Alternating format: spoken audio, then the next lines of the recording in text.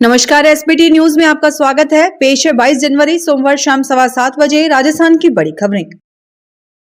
550 वर्षों की प्रतीक्षा के बाद 22 जनवरी 2024 को प्रभु श्री राम अयोध्या लौट रहे हैं। प्रधानमंत्री नरेंद्र मोदी अयोध्या में नवनिर्मित राम मंदिर के गर्भगृह में विराजमान रामलला की प्राण प्रतिष्ठा अनुष्ठान संपन्न किया।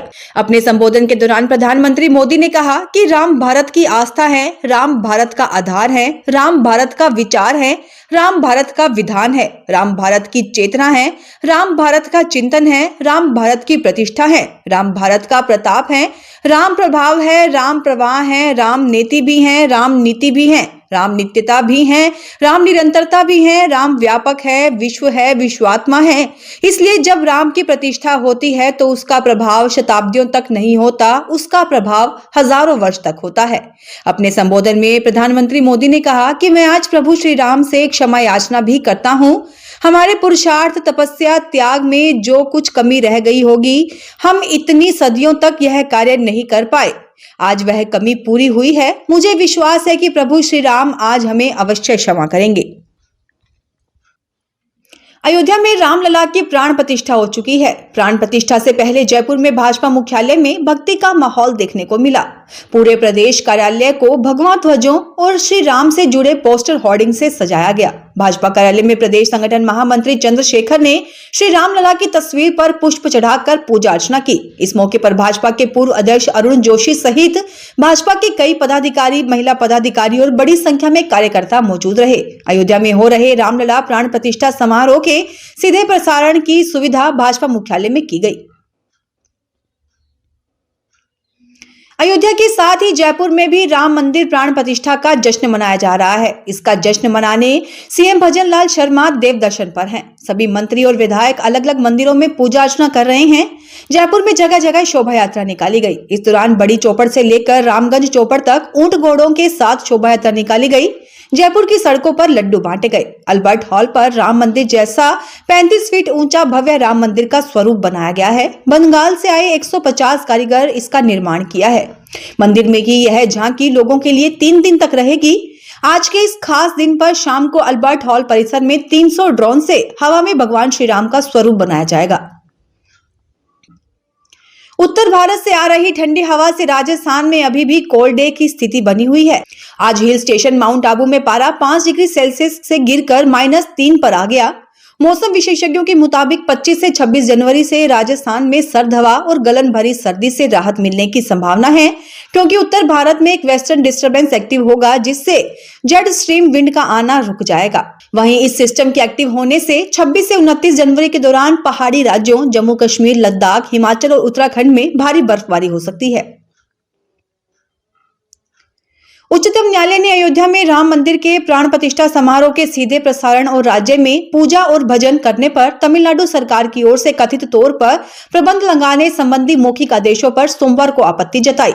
तमिलनाडु सरकार का पक्ष रख रहे अतिरिक्त महाधिवक्ता अमित आनंद तिवारी ने हालांकि अपनी ओर से अदालत के समक्ष कहा कि ऐसा कोई मौखिक आदेश नहीं दिया गया है।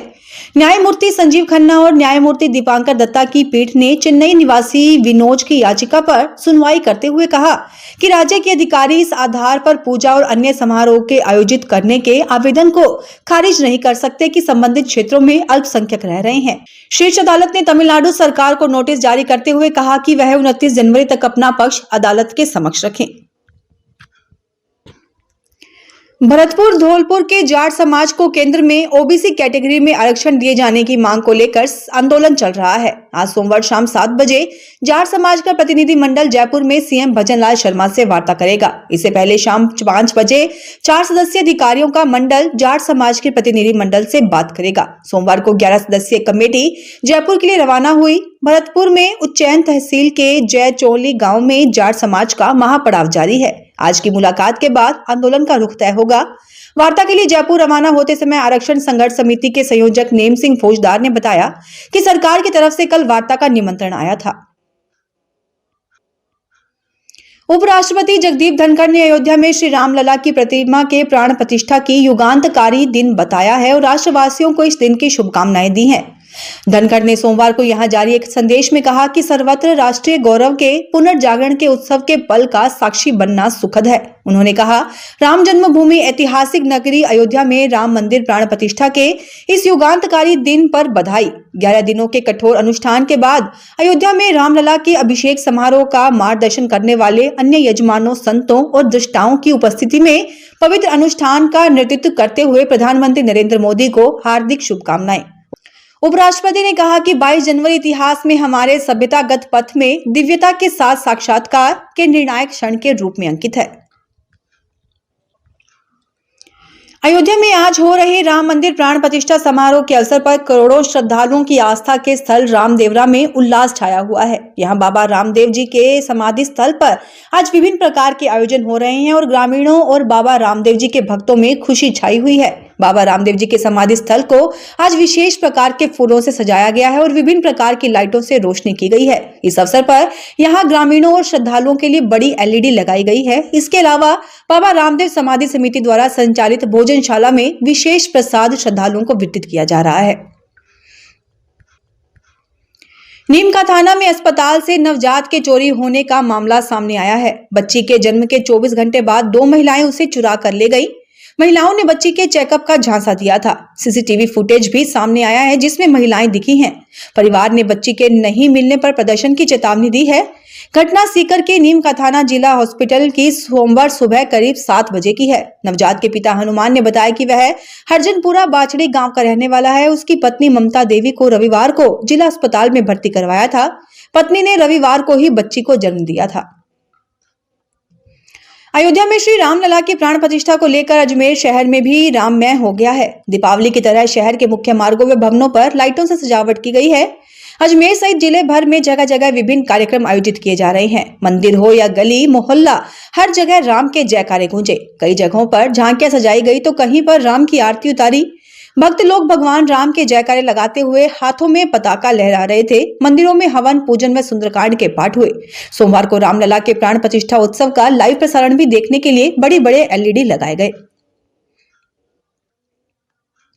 अयोध्या में प्रभु श्री राम मंदिर की प्राण प्रतिष्ठा की गई। जोधपुर शहर में भी इस दिन 500 से ज्यादा मंदिरों में धार्मिक कार्यक्रम चल रहे हैं। महोत्सव के लाइव प्रसारण के लिए 630 जगहों पर एलईडी लगाई गई हैं। इसके अलावा शहर के गली मोहल्लों को भगवा ध्वज के साथ सजाया गया है। मेडिकल कॉलेज में स्टूडेंट्स ने प्रतिष्ठा कार्यक्रम के बाद जमकर नृत्य किया। जोधपुर में हिंदू संगठनों की ओर से आज शाम घंटाघर में एक साथ 11,000 दीपक प्रज्वलित किए जाएंगे। विहिप की ओर से शहर में 15 से अधिक सेवा बस्तियों में 75 जगहों पर कार्यक्रम में लाइव प्रसारण की व्यवस्था की गई। हिंदू सेवा मंडल की ओर से घंटाघर प्रांगण में 1111 दीपक से महाआरती की गई।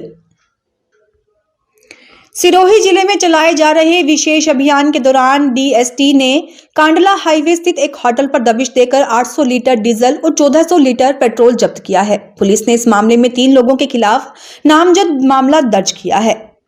जानकारी के अनुसार टीम प्रभारी एएसआई शिवपाल सिंह को विशेष सूचना मिली कि कांडला राजमार्ग स्थित मीरपुर दरवाजे के पास स्थित होटल भैरव में कुछ लोग अवैध रूप से पेट्रोल और डीजल इधर उधर से लाकर बेच रहे हैं। इस पर एएसआई शिवपाल सिंह ने सूचना को पुख्ता होने की पहले जांच की और जांच मिलते ही उन्होंने तुरंत एसपी को जानकारी दी।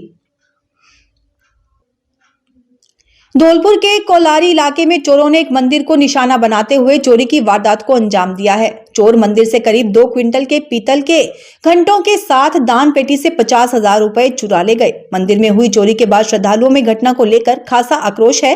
परोआ गांव के चामुंडा माता मंदिर से हुई चोरी की वारदात के बाद स्थानीय ग्रामीणों ने बताया कि मंदिर के पुजारी के जागने पर उन्हें चोरी की वारदात का पता चला। ग्रामीणों ने बताया कि चोरों ने मंदिर परिसर से 2 क्विंटल वजन के पीतल के घंटे को चोरी कर लिया है, जिनके साथ चोर दान पेटी से करीब 50,000 रुपए के चढ़ावे की नकदी को भी पार कर ले गए। मंदिर के पुजारी को सबसे पहले चोरी की घटना का पता चला, जिसकी सूचना पर ग्रामीण मौके पर पहुंचे। चूरू जिले में घने कोहरे का दौर लगातार जारी है। सोमवार सुबह घना कोहरा छाने से आमजन की दिनचर्या प्रभावित हो गई है। सोमवार को न्यूनतम तापमान 3.7 डिग्री दर्ज किया गया। कोहरे के कारण विजिबिलिटी 50 मीटर से भी कम रही। तापमान में गिरावट के कारण सुबह के समय पौधों की पत्तियों पर ओस की बूंदें जम गई। मौसम विज्ञान केंद्र जयपुर के निदेशक राधेश्याम शर्मा ने बताया कि प्रदेश के शेखावटी क्षेत्रों में इन दिनों घने कोहरे का दौर जारी है। कई जिलों में तापमान में और भी गिरावट होने की संभावना बनी हुई है। शेखावटी और आसपास के क्षेत्रों में शीतलहर चलने की संभावना बनी हुई है। कोहरे के कारण रेल सेवा भी प्रभावित हो रही है। कई प्रमुख ट्रेनें कोहरे के कारण अपने निर्धारित समय से देरी से चल रही हैं। दौसा की महुआ नगर पालिका द्वारा श्री राम प्राण प्रतिष्ठा महोत्सव को ऐतिहासिक बनाने में कोई कसर नहीं छोड़ी जा रही है। महुआ कस्बे को भगवा रंग दे दिया गया है। राजकीय टीकाराम पालीवाल विद्यालय के खेल मैदान में नगर पालिका अधिशासी अधिकारी सुरेंद्र कुमार मीणा की मौजूदगी में 1 लाख दीपक प्रज्वलित कर दीपदान महोत्सव मनाया गया। स्टेडियम में जय श्री राम एवं स्वास्तिक बनाया गया, जो लोगों के लिए आकर्षण का केंद्र रहा। बड़ी संख्या में महिला पुरुष दीप प्रज्वलित करने पहुंचे और भागीदारी निभाई। इस दौरान आतिशबाजी भी की गई, जिसे देखने के लिए कस्बेवासी देर रात्रि तक रुके रहे। फिलहाल इस बुलेटिन में इतना ही। फिर हाजिर होंगे और बड़ी खबरों के साथ।